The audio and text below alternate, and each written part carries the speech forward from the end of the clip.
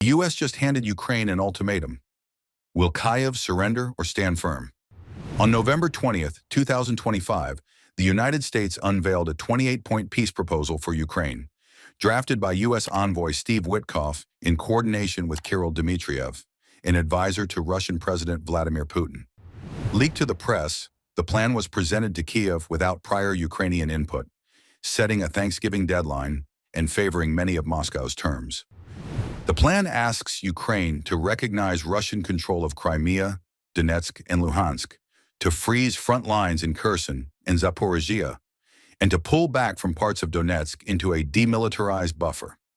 It caps Ukraine's armed forces at 600,000 troops and bans NATO membership, limiting Kyiv's future security options.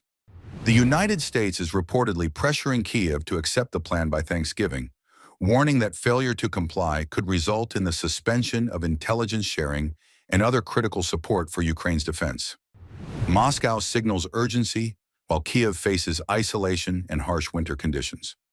President Volodymyr Zelensky rejected the plan, vowing not to betray Ukraine's dignity. He emphasized sustainable peace while consulting U.S. and European partners. Yet the proposal arrives as an ultimatum.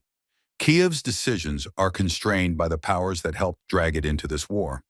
Kyiv now faces a stark choice: comply with a U.S.-drafted plan that favors Moscow, or risk isolation and strategic disadvantage amid intensifying winter hardships.